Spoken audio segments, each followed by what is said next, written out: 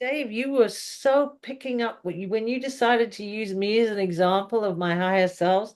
It was the weirdest thing because I had been doing a meditation out on the porch there just before that, and where I was going to my oversoul of my oversoul of my oversoul to connect. Yeah. And then I obviously they were all hanging around here because when you came in, you saw them. Yeah, no, no, definitely true. So I'm glad that we could expose that part of you. That was brilliant. Yeah, it was amazing. Okay, hi Dave. How are you? I'm very well, thank you, and delighted to be here, surrounded as you are by your wonderful illustrations in your art. And it's a great vision behind you. Thank Wonderful. you. Okay, so first of all, I just want to remind everybody why we're doing this conscious evolution series, because we want to raise awareness of our galactic history. So Dave has written a book called Slingshot EVAC, Beyond the Biblical and Into the Universe of You. So we know that our galactic history, I'm finding out every day how important our galactic history is to the world, and especially at this critical time. And in his book, Dave goes through from beginning up to now, all the events that have happened in our galactic history going back, is it 480 billion years, Dave? Well, if you really want to know, it's 954 billion years. So I think it began in March of that particular year, around about March the 21st. Very funny, Dave. So it was pre-ancient and it still survives, this history survives. So this proves how valuable it really is. And we're really fortunate to have this information that has been actually retained over billions of years. And we know that it was hidden and we know that it was altered. But the thing is, we have enough to move forward empowered by the information that we do have, right? Yes, indeed. Yes, good word there, empowered, and you're right. For a lot of for many, well, millions of years, we've been disempowered because we haven't known this information. And so, yes, these are very important times because we are waking up so exponentially quickly that we are learning more and more about who we are and where we're going and where we've come from. So the whole tapestry of this narrative has become more and more important and richer and more detailed by the moment. So the thing is, though, I would like to focus in today as a lead in on this transition period that we're in. We're in a transition phase. Would you agree with The that? the new paradigm hasn't actually fully materialized yet, but it's sort of shimmering and rippling in the background, if you mean, and people are becoming aware of it. Whilst the old paradigm is sort of hanging on by its fingernails, but is soon to slip away and dissolve. But yeah, we are in a transition period. And it's like eons of time have converged on behalf of our humanity's conscious evolution. Yeah, I would Because say so. Yeah, yeah. we've got the sun reconstituting our DNA back to its original 12-strand state. We've got the Schumann resonance at an all-time high, working with the Earth to facilitate our ascension, which would then return us to access to the full spectrum of frequencies of sound and light vibration. And then we have the magnetic feminine matter universe coming online so that we, as angelic humans today, can help give birth to this new earth. Everything is connected, and as it always has been, and we are all together as one in this astonishing transmigration of souls. And that transmigration of souls from one paradigm to another also includes Earth and Tara and Gaia and Aramatena and the whole. This is a universal ascension. It's a super frequency event which has never been seen before in many of the universes, and it is very rare anyway. But now we are right in the center of it, and so we've got a front row seat. Yeah, anyone alive today should just be absolutely ecstatic that they're here at this time, right? And we're also seeing and feeling the emergence of the true sacred geometry of the crystal spiral emerging beyond the false light geometry of the Fibonacci spiral. And at the same time, we're seeing the end of the Kali Yuga almost at the same time. In fact, the period between them, it was the end of the Kali Yuga. The crystal spiral came out of the Fibonacci spiral in November 29 last year, almost a year ago. And then 47 days later, we emerged out of the Kali Yuga cycle, which is insane. It tells me that the whole cosmos is right behind us and helping us now, right? I'd say absolutely. Yeah, the energies are aligning, and we've shifted railway tracks. Somebody shifted the signals, and we've just transferred onto a different track of time, in fact. So we're on a different timeline, and there have been many which have been affecting us, but now this particular track of time is going to EVAC us, which is the slingshot EVAC, into where we really should have been all along for many, many millions of years, but haven't been able to be. Okay, so I just want to explain a little bit about what the crystal spiral is. It's the primary spiral that emerges from source and carries the original creation encryption of the Christ code, hence the name crystal spiral, and it is generated by the Cathara grid, and it facilitates expansion into creation and our ultimate reintegration back to source, which is the ultimate goal here after all. But then that's going to take a while and a few incarnations, but we will get there. I see it almost like leaving an abusive relationship. Well, I would say that's a very good description. Yeah, and but remember, abusive relationships, and I'm not going to go into the psychology of such things, but abusive relationships involve, two people, and in this case, what's happened is that this has involved this particularly abusive cosmic relationship has involved millions of race lines, astonishingly huge numbers of family commitments and lines and individuals and collectives, which have been astonishingly well supported and have been working through this particular abuse, this cosmic abuse which has happened. It is part of the learning process of a vast series of realms all together as one, but going through the same catastrophic, often, experiences. And in the process of navigating this abusive cosmic relation, as you just so astutely mentioned, in doing that, we actually come to know more about who we truly are, our real identity as source, as you mentioned earlier. And so this particular abusive cosmic relationship has its astonishing benefits. And now that we are moving ourselves away from it and it's dissolving, we are now enlightened. We're now empowered with even greater understanding of who we truly are. So I suppose you could say that in the end, there are no accidents, and this is a blessing. A blessing for both sides. They'll be released from their pain. We've learned a lot from them and living in a state of duality, right? I mean, they are not connected to Prime Creator Source for one thing.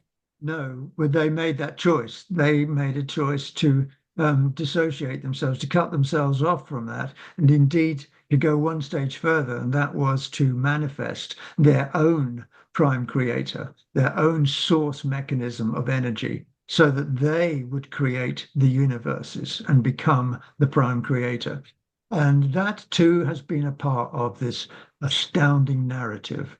Is And that where the Fibonacci comes in? Was that part of their construct to lead us into their realm, to the under their control? Well, the thing about all of that is that pure consciousness of absolute love, which is what we're really talking about, that's all that is. That particular, let's call it a program, let's call it a radiation program of vital living essences. It's the living presence of everything. So that runs its program, its source code perpetually and perfectly throughout every particle of all that is, everywhere, and has ever been. So this program is an eternal program, and it's permanent, and so it's running in the background all the time, and we are a part of it. Now, that is where all the source energy resides in the form of light, sound, electricity, magnetism, all of these different things, plasma, you call it. It's all that energy of consciousness, the pure consciousness energy of all that is. So, having said that, that never leaves us. It is within you, Jane. It's within your paintings. It's within the paint. It's within your dog and your cat. It's within me. It's within the table. It's everywhere. So, what has happened then? Well, due to all sorts of shifts in consciousness, which is really what has happened, a large number of beings decided that they would cut themselves off from source and they'd try to do something better. And that's part of the narrative. Okay. They can't do that, of course, because the eternal manifestation of all energy is pure and perfect and it can't be tainted. And so, as a result of cutting themselves off from source, these beings who are extraordinarily technologically advanced, way more than we are on Earth now, they had to find an alternative energy source because they couldn't replicate the original, because the original cannot be replicated. The original is the original. So they had to find their own mechanisms for stealing energy effectively out of source. And to do that, they had to figure out very complex technical, weapons and machines, etc., which would do this, which would steal the original energy and utilize it for them so that they could be eternal. We are essentially eternal beings. And it doesn't seem like it, I know. We've gone through a long, long time where we have lost our eternal nature, it seems, but it is always there residing in the background. However, they couldn't access the eternal flows. So, as I've said, they had to manifest their own ways of stealing the energy, of sucking that energy of source out so that they could use it and they could be immortal. And so, this is what the whole program has been. So, the Fibonacci spiral is a mechanism, it's an artificial intelligence mechanism which was created, I think it was around about 150 billion years ago and was inserted into the grids. And as you have explained so many times in your wonderful writings and diagrams, it inserted itself, the Fibonacci spiral inserted itself very cleverly into a specific area of the crystal river spiral. And so it could suck energy out. In fact, everything that exists in most of the lower domains in our universal realms is basically having its energy stolen from it by the Fibonacci spiral and other mechanisms which are connected, like the golden mean, the Vesica Pisces, and the Metatronic Platonic solids, and all of these things, and the flower of life. They're all simply AI mechanisms which steal the energy of source so that it can be utilized exclusively for those who chose not to be of source. Okay, well, that's really interesting. Can you name some of these bad guys that are running around doing this? I mean, I know I've heard of the Draconians, and I know some of the Anunnaki are good, not all bad.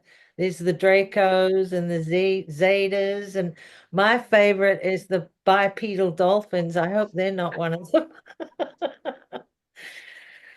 There are as many of what we call them fallen, but it just simply means that they have turned away from source, from their own identity as self. Whereas we've always embraced our own identity of self, we've always tried to. So there are many of these particular beings, and yeah, the bipedal dolphin people, the Jehovians. That story is astonishing. The Metatrons.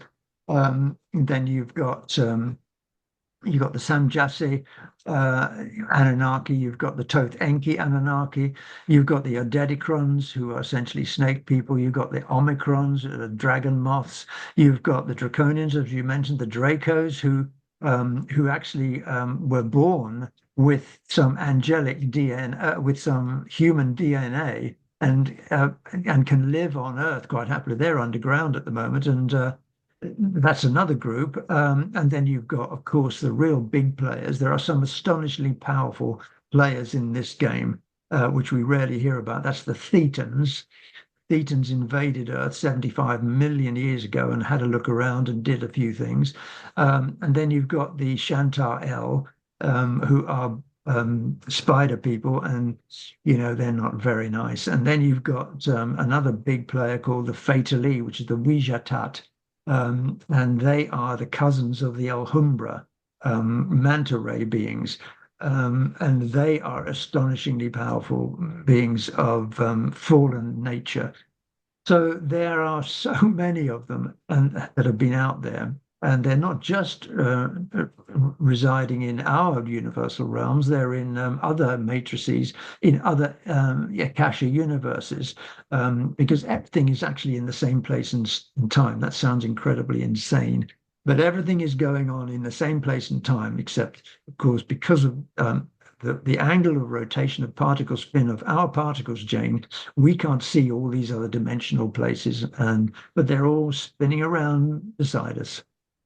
Okay, so I have a question about earlier on, I was reading your offerings on social media, and you were talking about our all of our other selves, our eight different, I think there were eight of them, or maybe there were more.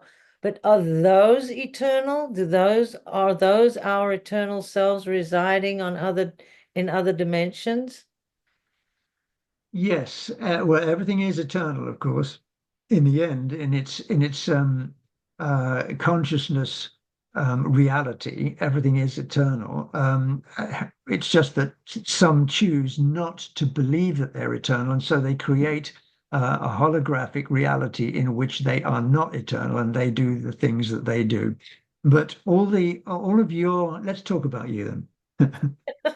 So so you're in your incarnate self as Jane Evershed. Now you better hang on to your seat here because, and anybody who's listening, because you see the thing is this is very complicated. So Jane is in her incarnate self here in the lowest three dimensions of one, two, and three. She has a physical body, a mental body, and an emotional body. Now, beyond that, she does have another body. And it's the etheric body. And then you can go on the light body, the Rashid dark matter body, then there's the plasma body, and so on, and the conscious light body, and all sorts of bodies. And these are all Jane. They're all Jane. And they are all ineffable aspects of Jane, more enlightened. Forgive me for saying this, Jane, but more enlightened, more expanded. They're much, much larger. They're much, much more brilliant in their light sound signatures. And some of them are, in fact, the size of a galaxy. I mean, just to give it some scale. So those are all you. And are they connected to you, Jane? Yes, they are connected to you. And as you expand your consciousness and you accelerate your frequency, you actually strengthen the signature connection lines between you now, your mental body, and all of your other selves. So as you expand consciousness, you become more aware of them. And you know this because people start to remember past lives. People start to expand their desires to ascend, to become better, to become greater in terms of expansion, and also their love for example, oneness. Their unity consciousness expands. These are all examples of how you are becoming in touch with all of your other selves who are around you and are connected with you and will speak with you as soon as you are able to open the frequency channels, which in your case you are. In fact, Jane is a wonderful artist, as you can see from behind her. And in fact, this is a mechanism whereby she communicates with her higher selves. I'm not sure if she ever knew that before, but she knows it now. And her skills and talents and insights and imagination are the signature avenues for her to be able to talk with and communicate with her higher selves, and they speak to her through that. Some people are spoken to through their writing, some people through their actions with others, some people through the songs that they hear and sing. Some people are very elemental and go out into nature and they get the communication that way. So we all have different ways of connecting with our higher selves. But it's actually slightly more than that. So am I allowed to just expand on this just Please a little do, bit? please do, Dave. You see, Jane has got all of these higher selves, just as all of you who are listening to this now, you have exactly the same, right? But now Jane is here in her incarnate self, but and this is in her time space is now in the 2024, okay? She was born at a certain time, and she will choose when she chooses to pass on in another time, okay? But she also has past lives. Now, time is not linear, as we've been told. Time is simultaneous. Okay, this is a big one to try and get your head around. Your mental body sort of like shrieks when it hears this one. But time is simultaneous. So Jane's past lives are all existing right here, right now. And if she could connect with them, she would be able to pass her frequency resonance to those past lives, and that would have an effect on them.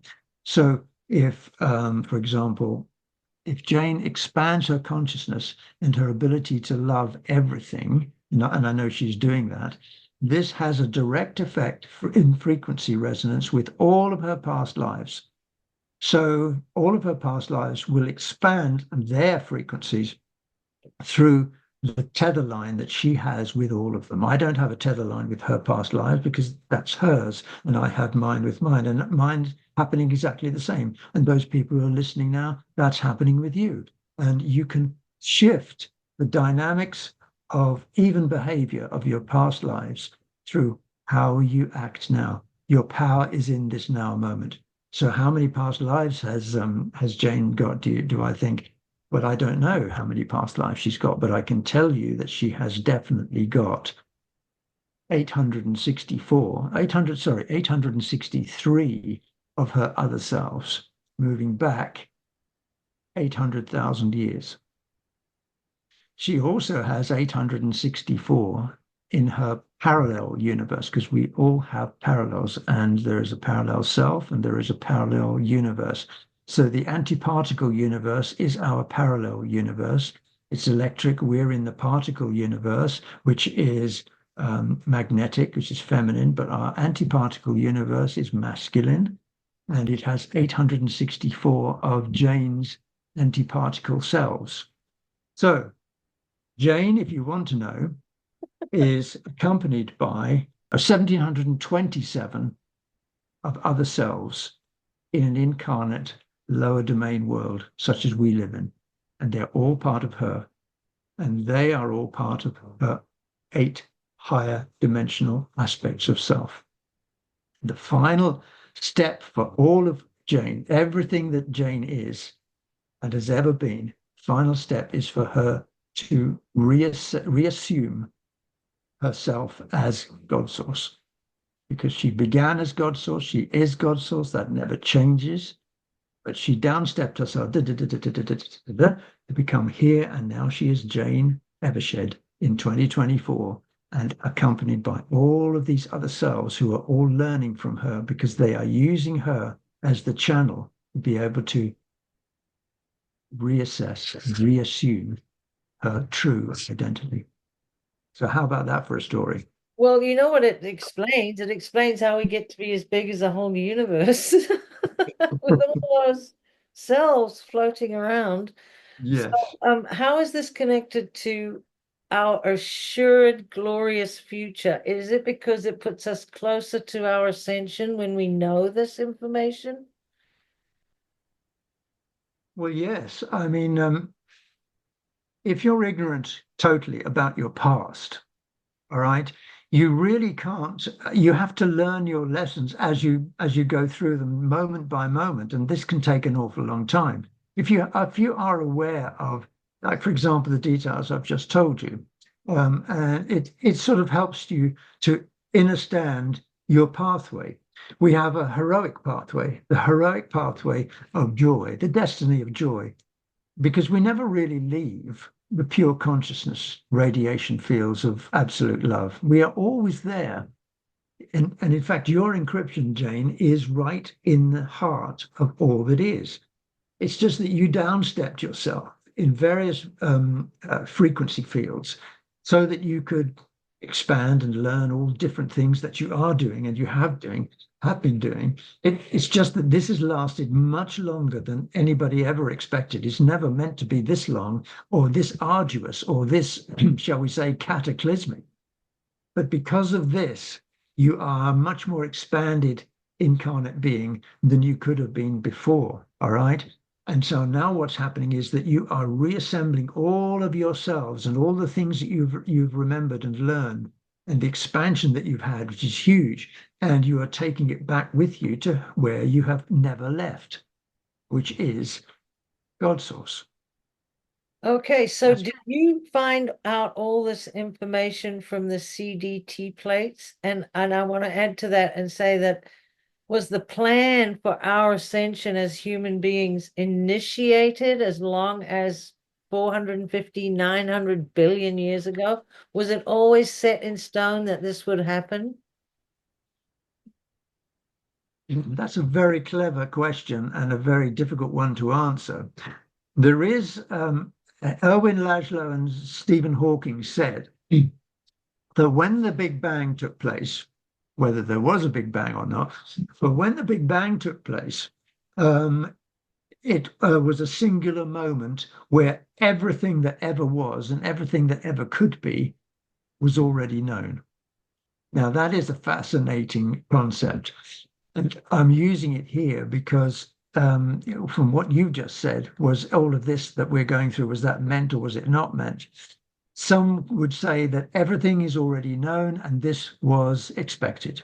All right. And then some people might say, yes, but the fail-safe that we're going through now just shows you that they weren't too sure about what was going to happen. They, meaning, the higher gestalts of enlightenment. For the higher gestalts of enlightenment, who are just so advanced in terms of their consciousness, maybe even they didn't know. Whereas the original of everything knows everything. Because if it doesn't know everything, it can't be the original. The original creates everything that is. It doesn't mean, though, that absolutely every downstep version of pure consciousness will know absolutely everything. So I suppose I've really copped out on that answer. I would say that the original knows everything that has ever been and that ever will be, and that there is nothing, no probable future that cannot be known. But we are seeded into a God source line of stream of consciousness. And as a result of that, we're really following an original signature of ourselves in all of our downstep versions. So you, Jane, with all of your higher selves and all of your past life selves, you were originally intended to simply follow the original program, which was love in joy in unity consciousness with contrast. In other words, contrast allows you to experiment and to experience. Okay. However, this stream of consciousness got affected, it got distorted, and that's the story of our true cosmic history. It's the distortion that happened to the original program. We started in the original program, Jane. You and I have been at this program for so many hundreds of thousands of years. In fact, I think you're older than me, so you've been going for millions of years. And you must write about it one day. But basically, we started in the same program. But the distortions did what? They threw a huge number of possibilities, probable futures, possible timelines, overlapping experiences, things that were never really meant to happen, but did happen and were known to be going to happen. And they all got tied in, and it's sort of like the fronds of seaweed or the strands of the knitting, etc. They all got tied in together, etc. And we ended up following one and then switching to another, then following another one, and so on. And in that process, we forgot who we were. And once we forget who we are, we forget where we're going. We can't remember where we came from. And so we forgot the original. And what's happening now is that the fail-safe mechanism is simply, like we call it, the slingshot EVAC. It's really because the original program got separated at a very high level, the 12th dimensional level, the avatar level, which is your avatar self, right? That's dimension 12. So the original program got completely dislocated and separated below that level. And we can't go back, according to the original cosmic design, up through all of these lower dimensions to get to 12, right? Because of the distortion. So we are going to take a slingshot EVAC outside the original program's planning into dimension 12. And from there, we can expand in the normal fashion. Dave, you always accuse me of being really horrible by asking you these really difficult questions. Well, I'm giving it back to you because you're going to ask me to draw that sometime, and I am going to And figure out how to do a diagram of this slingshot evac. So anyway, um, what I would like the audience to also know is who they actually are. We need to verify who Earth's actual indigenous people are, and we know where we came from and we know where we're going toward Ascension and the slingshot evac. But who on Earth are the Earth's true people, the indigenous people of Earth? And is this connected to the CDT plates, and how do you break that down?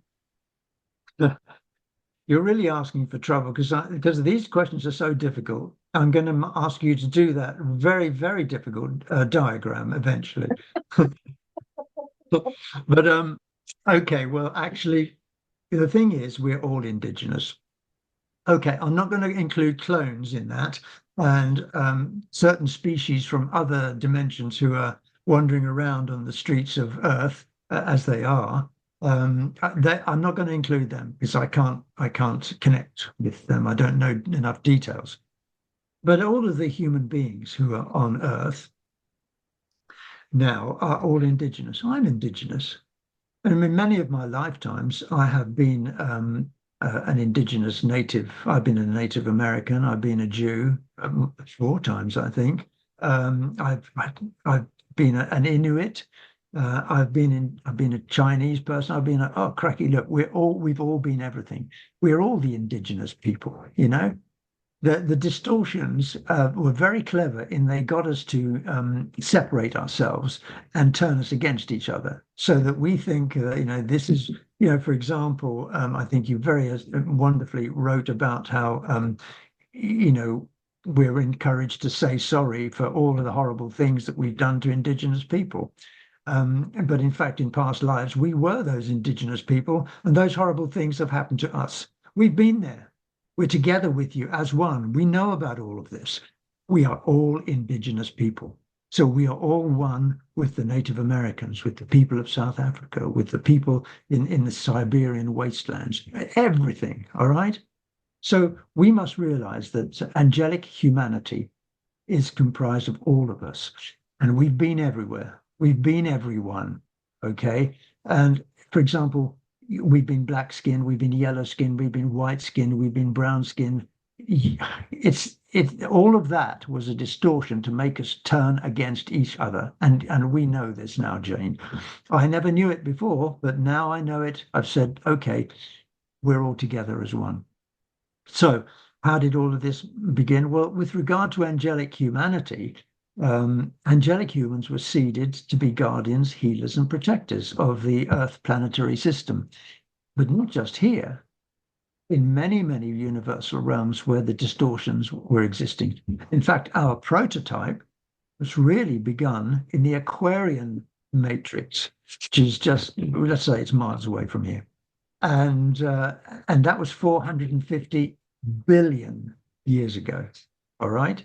Don't listen to what the Earth scientists say about our universe being for 13.8 billion years. They're slowly getting there, but it's going to take a while before they can understand that, in fact, it's hundreds of billions of years we've been going through.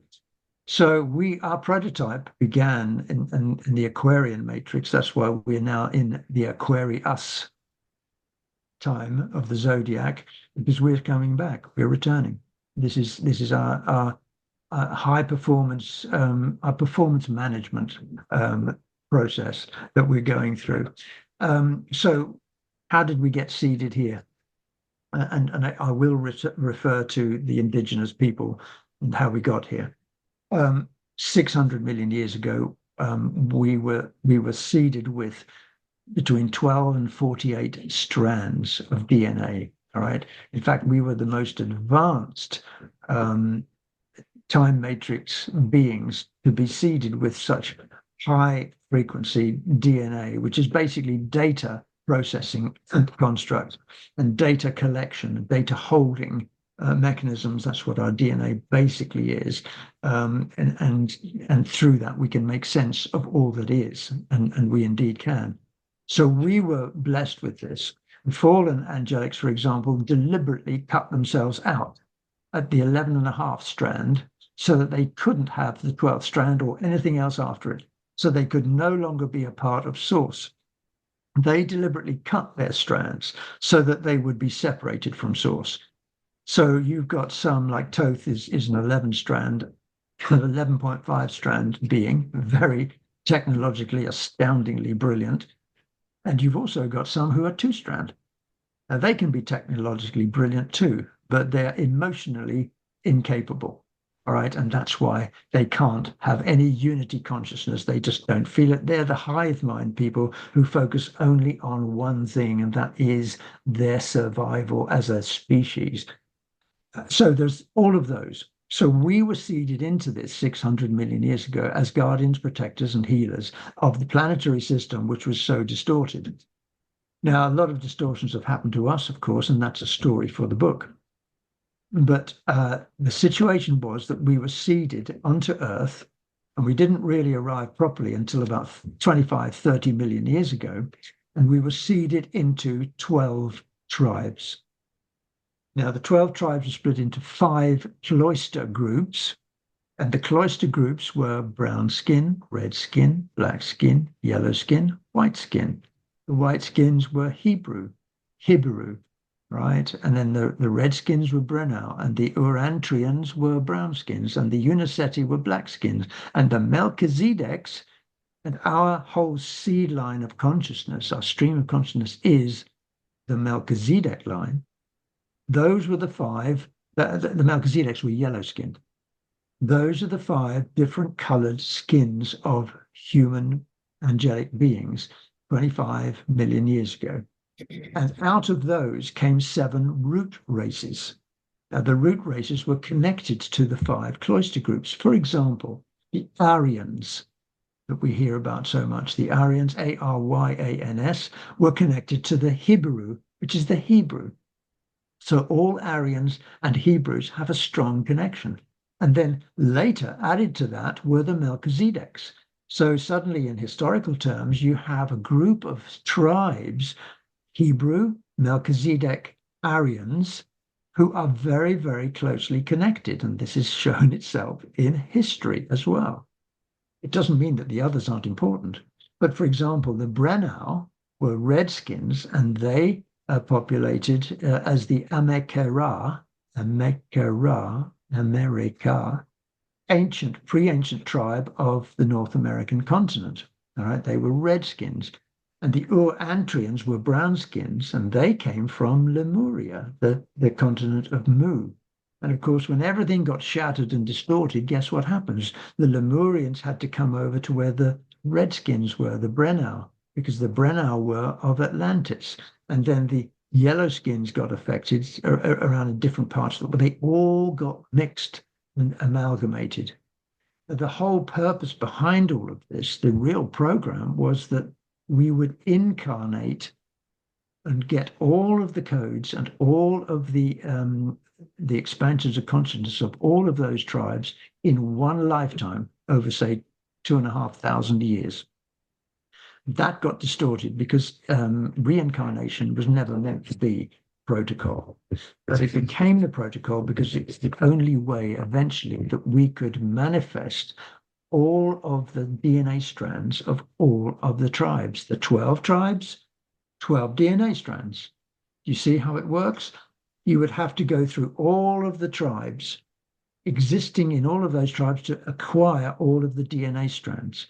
And through that process, over a long period of time, you would actually become all of them and have all of the DNA strands and be able to ascend into the 12th dimension. So that is how all of our indigenous people began. That's how I began. That's how you began. It's how all of us have begun as angelic humans. We've been everywhere. We've been everyone. And we're as one because of all of that. The fact that over the distortions of hundreds of thousands of years, deliberate distortions often, we have lost sight of that, and we think that we have been created nationalities, for example, and we've created all sorts of race line and family line and species line differentiations. All of that ultimately is nonsense, because all really we are all angelic humans with a purpose and a mission. And also, with this knowledge that you're giving us, it helps us to absolve this deeply ingrained trauma and the burdens that we carry for being blamed for harming our indigenous peoples on this planet, when in fact it was never us. It was the Earth invader parasites that were doing it. And not only have they lied to us, but they've also blamed us for everything that they actually did. And the CD plates are the ultimate reference to reveal all these lies and everything we've been blamed for, if I'm correct in saying that, right? Well, So, they hold, so, yeah, so they, now what we need to do is we need to look at the word atonement. And I'm first of all, I'm going to introduce this phrase at one mint. And I'm going to ask you if at one mint came from the CDT plates. At-one-ment and the law of one come from before the CDT plates.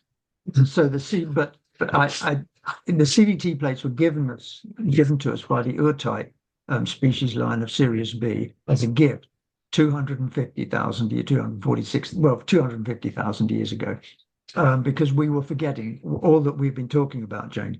But they were from the Mahabharata text, which is 500 books with 5,000 pages or something in each one, of all the cosmic science details, of all the historical details, the things that had happened. And I think I've never read one, so I think they even contained all the details about what will happen as well. It had everything was in there. They were priceless volumes, and they were then contained on these small silver selenite discs.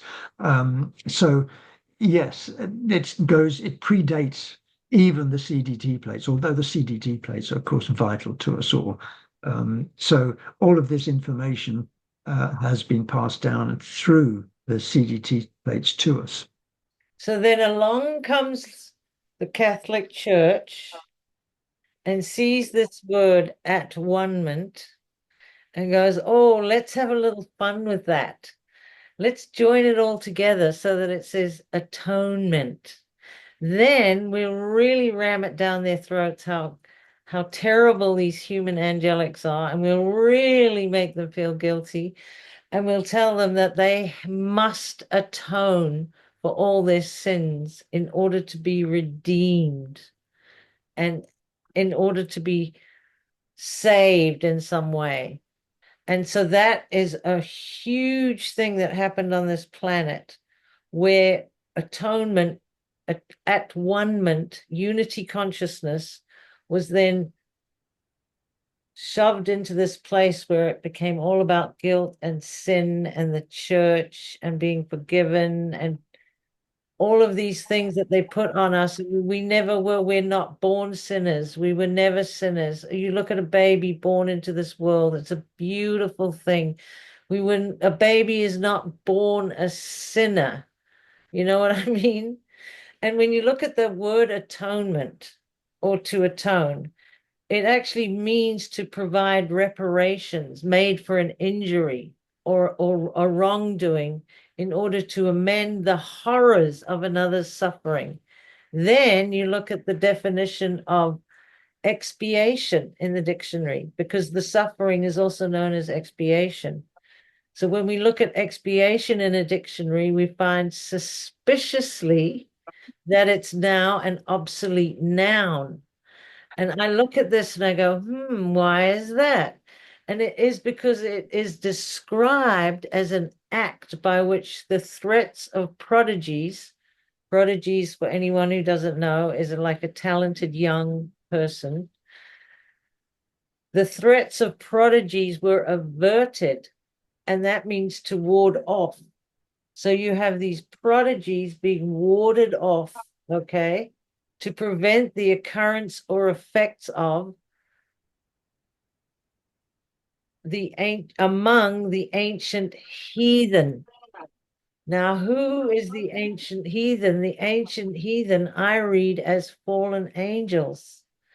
So they threw that word out, they threw that obsolete noun out, the true meaning of expiation, so that they're telling you exactly what they did. They went around to the angelic human beings and they prevented them from occurring on earth. They wanted to stop them.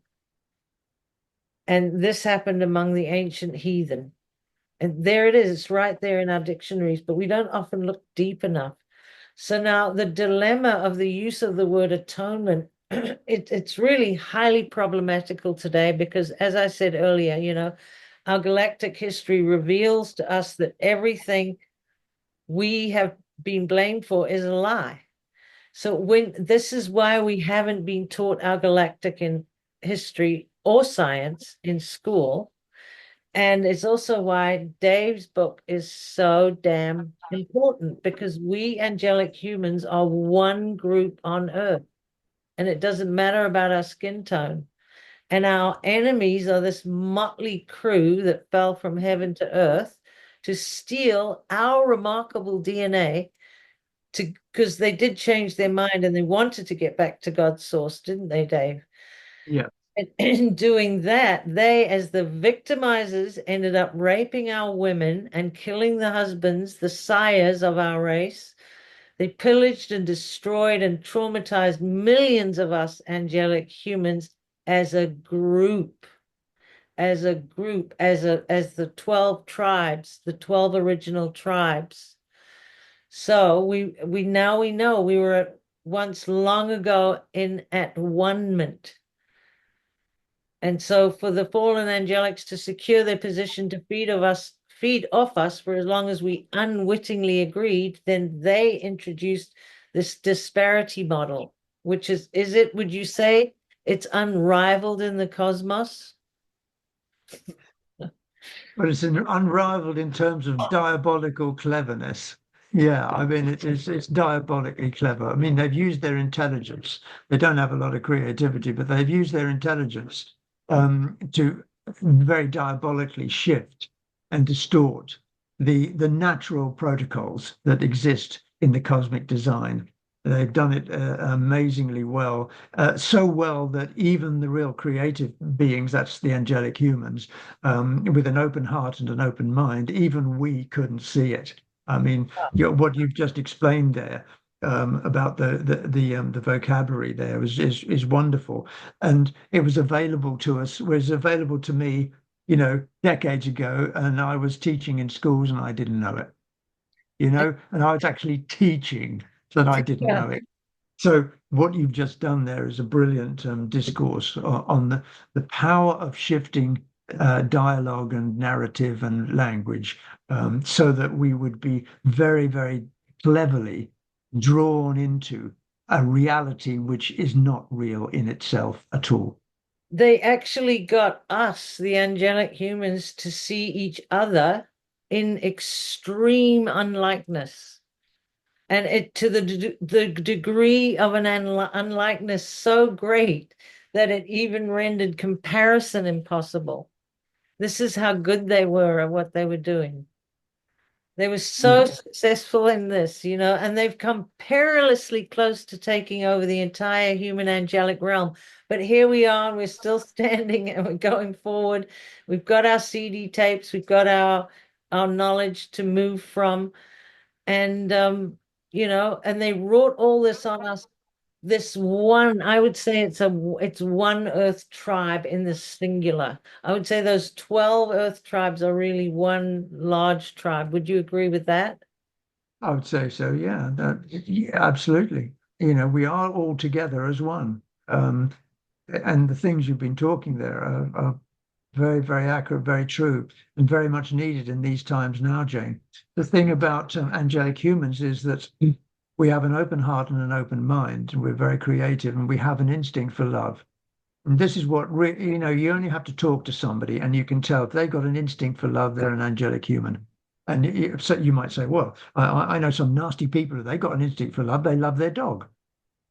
Yeah, we're not talking about those people, all right? Everybody can get distortions, and we've all had them. But a person who is a fallen has no emotional connection of love to anything except themselves or their purpose. So it was easy to corral us as angelic humans into doing whatever they wanted, as long as they were clever about it, all right? Because we have an open heart and we want to love. We believe people. We believe that love is a good thing and that everyone is loving and open-hearted and open-minded. So we, way back in the days, we were very ripe for being seduced in our mental Yeah, capacities. and We could easily be confused. Dave, not only that, they were so clever, and also remember, they had all the information on the CDT plates. We didn't. So not Yeah. only did they looked at each tribe and they said, let's see now. Those little white people over there, they'll be good for our institutions. They'll be good for indoctrination. They can run our academia department. And the yellow skin, they'll be pretty good at that too. In fact, they'll be better than the white skin.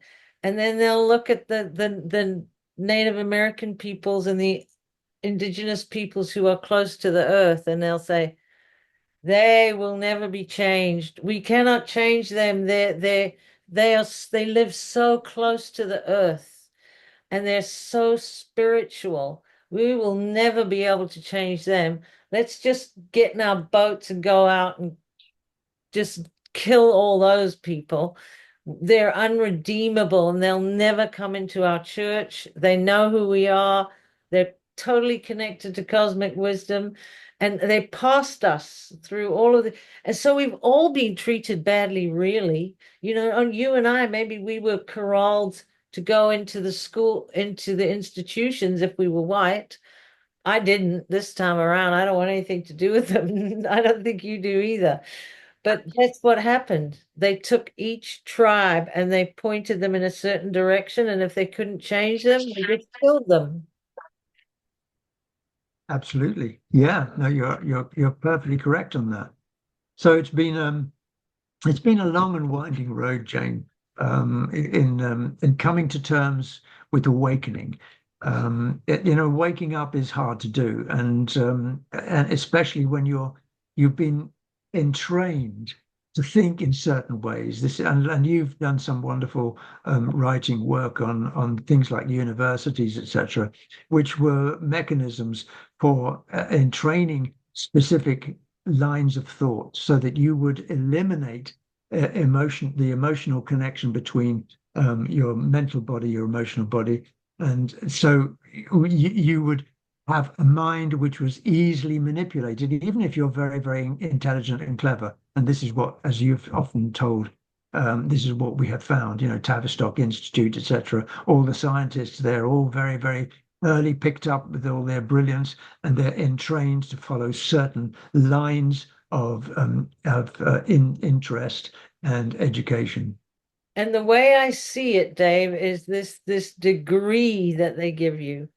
It really is just a degree of who you really are and not your full self. And then you go off into the world and you're just a degree of yourself because you're completely identifying with the name you've been given, Doctor of, Bachelor of, PhD. That's me. You know what I mean? And then you never find out who you really are. No, you think you are that. And that's what's happened with the birth certificate. And we think we are the name that they created for us in capital letters, and also they very subtly aligned it with your ability to make money, of course, your energy, to create energy that can be used in their world, not in ours, but in their world. That So was a that if you really, really good trick because it made us deflect from the fact that we have our own creative currency that is worth more than any metal on any planet, our creative currency. And we were turned away from that and we went for the money. They're very, very clever. But since this whole thing is about our glorious future and it's totally affirmed and it's going to happen, I feel like we should go a little bit more into that now.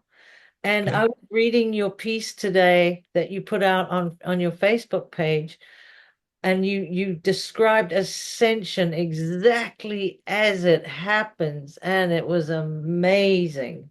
So that people they don't have to wonder about anything anymore. There it is. Just go to Dave's Facebook and I'll put the link in at the bottom of this to that essay. okay, And I had right. to get ready for this, so I didn't finish reading it. But I wonder, is it too much of a big, giant question to ask you to sort of recap that so that we know we're walking along one day and we're on planet Earth and now it's time for ascension?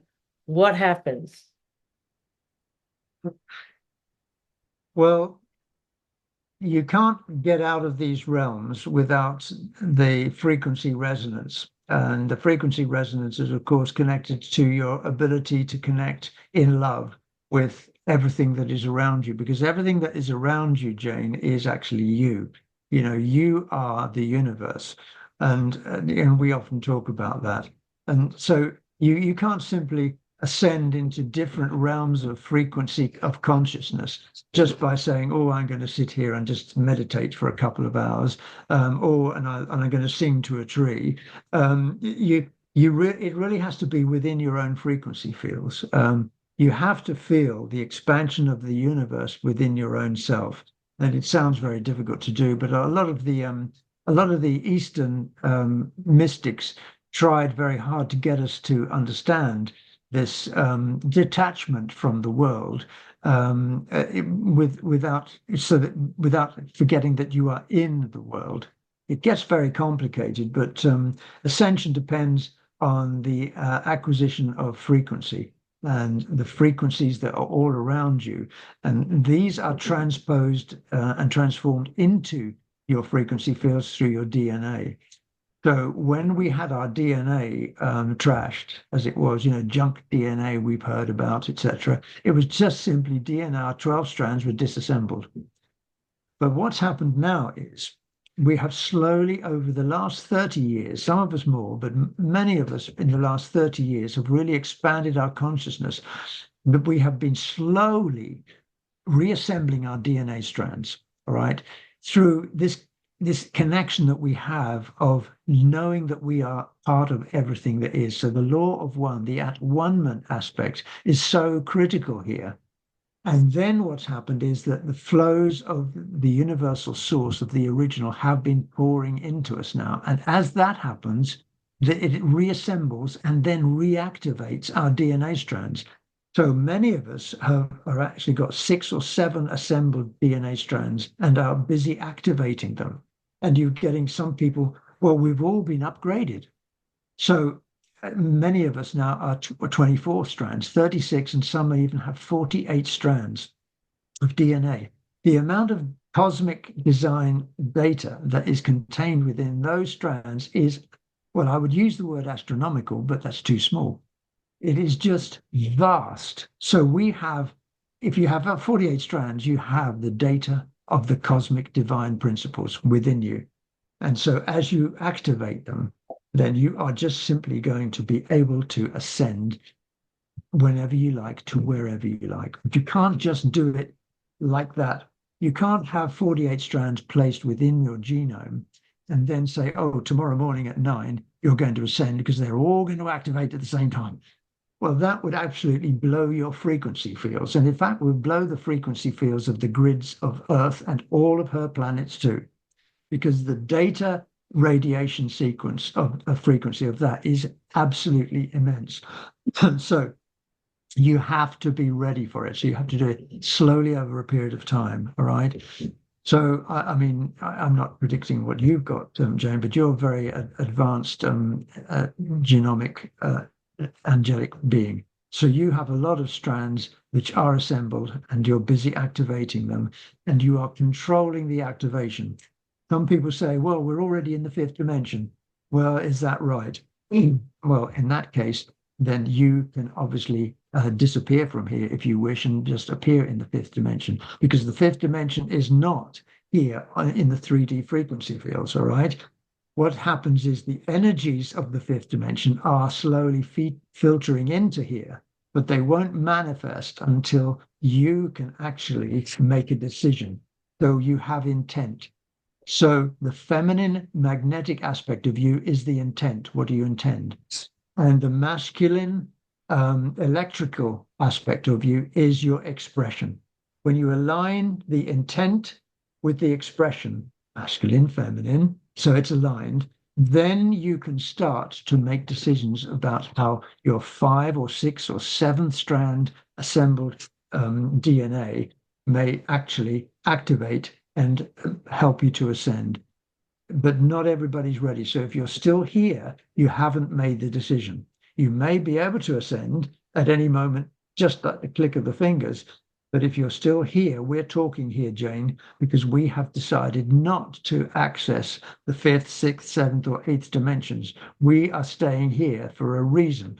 All of our higher selves are saying, they're nodding, yeah, you've got work to do because we don't want you to ascend yet. All right. We have things that we want you to do, and this is your moment now. And when you intend to ascend, you do. That's up to you. Okay, so how does free will fit into that then? If you have free will, like I want to say, no, I don't want to do all this work. I want to ascend right now. That's my free will, isn't it? Well, yeah, but you may not mean it. You see, I know you don't mean it. You're just saying that for the effect here of the program, and I get that. All right. But Okay. have you noticed, and this is a very delicate subject, I rarely ever want to talk about this because it can upset people tremendously. Have you noticed how many people, young people, fit people, strong people, seem to pass on? Oh my goodness, somebody who was only so young and he passed on. People choose their mechanism for passing on. All right. That they have their reasons along with their higher dimensional selves who are in contact with them. This is entirely personal to them. So when somebody leaves the planet and moves on and goes to wherever they want to go, that's their intention, then they will go. So people who are doing that and disappearing, this is part of their life journey. They chose it. In our case, we feel we have things to do, and our higher selves are telling us. They say, no, you're going to stay here because what you're doing in the now moment is of value. It's expanding frequency. And this is what you need to do. So it is an intent. You intend, and when you intend to ascend, you do. Okay, that's really beautiful, Dave. So what I want to do now is I'd like to talk about the conclusions that I came to looking at one-ment and atonement. And with atonement, all the things that come with that are all about redemption and being saved and all by something external. But when you are at one-ment, what you're doing is you are absolving, you are resolving, you are evolving, and the end of that is you are ascending in this state of at one-ment because it's the only way that we can move forward into ascension. So let's again look at these words. So if you're going to absolve is to pronounce yourself clear and free of guilt or blame. It's to relieve of a requirement or obligation. And it's also to grant a remission of sin to yourself. You are not a sinner. Then we move to absolving. That is to pronounce yourself. I mean, we're going to resolving. Resolve. We reach a firm decision without hesitation among all human angelics that we are all one tribe. We resolve to reach that decision. And then we get to evolve, which is to gradually improve ourselves spiritually, mentally, and physically, all the things that you've been talking about through the fact that we absolved and resolved, because now we're at peace within and we can do that. We can evolve, we can spend time working on ourselves, but we're not carrying this big burden around of guilt and shame and pain and never forgiving ourselves. Then we get to the ascension part, which is merely elevating oneself. You don't have to agree with this with me, Dave, but this is how I see it. It's elevating oneself from a human status to that of a celestial being, which is indivisible from source itself. What would you say to that? I'd say that everything you said was brilliant. Yeah, and I would totally agree with it. I think what you said is not only just very instructional and very illuminating. It's very accurate too. Certainly with regard to evolution, you know, we've been hit over the head for so many centuries about evolution is this, that, and the other thing. Is, you know, adaptation of physical abilities and all this sort of thing. Well, that's the 3D version, and they can't get past it, right?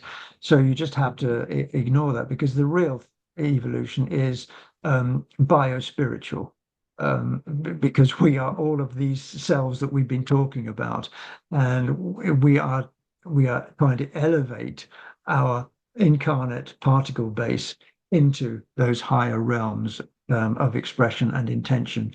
So everything that you've said, I'd agree with. So, and especially when you did the analysis of resolve and absolve, yeah, that's very, very important. None of those are natural. So what I'm trying to say here is that it's like you know, profit and things like that and fear. None of those are natural concepts which are in the angelic human vocabulary, but we learned them. We were taught them through experience. And of course, losing so much of our genomic power, we also began to look upwards to somebody else to give us the advice. And they were there to give us the advice. And that's how we got to having to absolve ourselves, etc.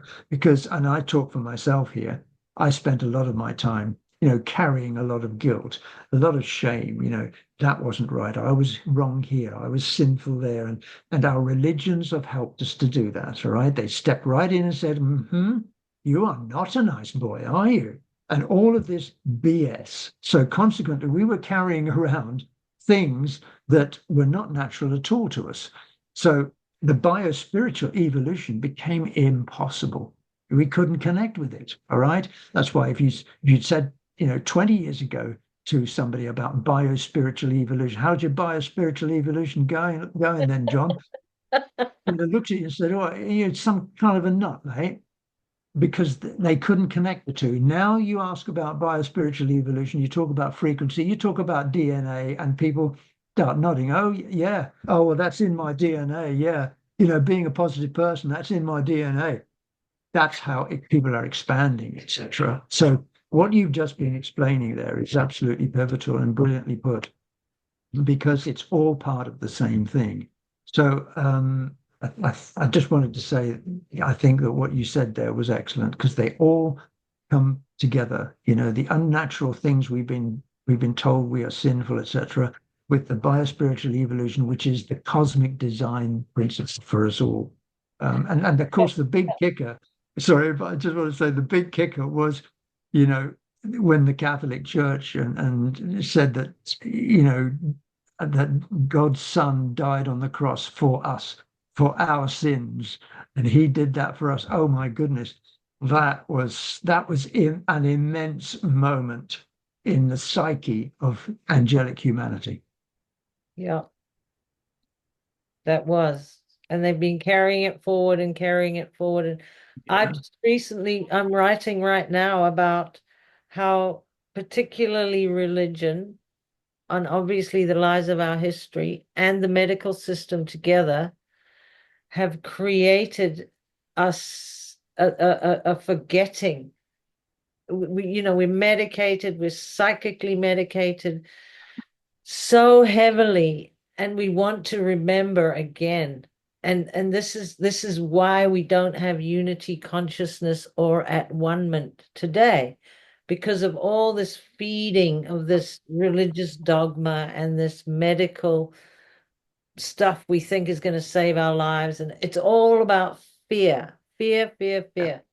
And so I see this huge lifting of frequency going on all over the earth now as people do absolve themselves of this guilt and resolve to come out of it and to change everything and to go into their own creative currency and turn away from what they've been feeding, this hungry animal beast that we've been feeding, and now feed and nurture our own kind. I mean, in the Second World and First World War, they got women to go into factories and help with the munitions and load planes with bombs. And that is basically they got these Earth invaders got women to literally kill their own species. That's almost unheard of. So we know how bad it is, and we know how far we've come, and we're lifting, lifting, lifting now. And I'm calling this the Great Transition Period.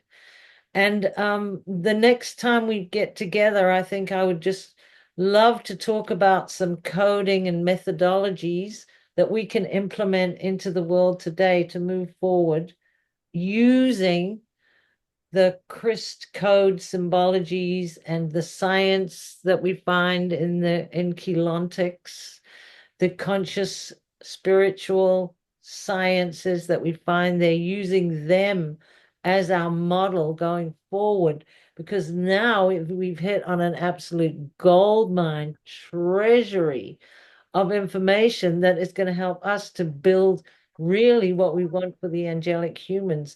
And if we begin to build it, maybe we never build it, but if we begin to be, and as you said, intention.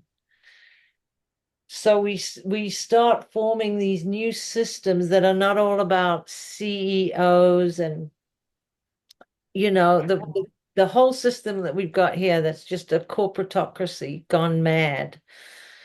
And we start saying, our CEOs are the overseer, like a seer, or the person in charge of this is just the human angelic, again, overseer. And we have to change all the names.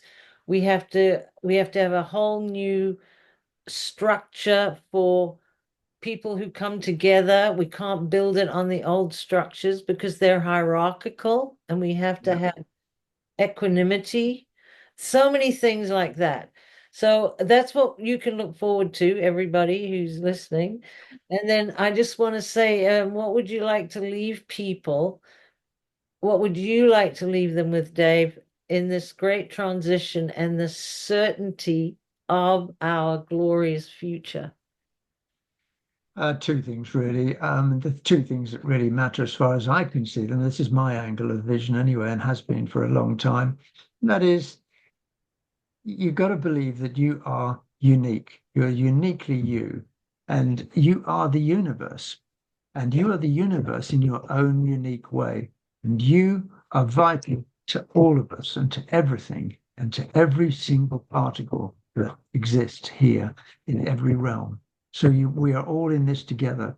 And I would say that aligned with that is the fact that we are all together in this. So we are journeying together along the same path, which is our heroic pathway, the pathway we were always meant to travel. We just got distracted and we stepped onto some other pathways, but we're back together, and we're together, everybody, as one. And our direction of travel is in the same way. So we're going the same place. Okay, thanks, Dave. Thanks so much for being here. And I also want to say you look really good. I think whatever you're doing suits you because you look a little bit tan and you look very happy. So I don't know what you're up to, but maybe I need some of that magic. Well, thank you very much for saying that, and I don't want to over impress you with my changes, etc. They have been dynamic, and it's all down to the drink that I'm taking. Oh yeah. What? That's my sad attempt at humor. No, thank you for what you say, but maybe it's just the air and the sun in the USA. Yeah, I think it suits you. Okay, No, really nice talking to you, and I'll see okay, you. Okay. you did well, Jane. I'm so pleased to be with you. Thank you. Thanks, Dave. Bye.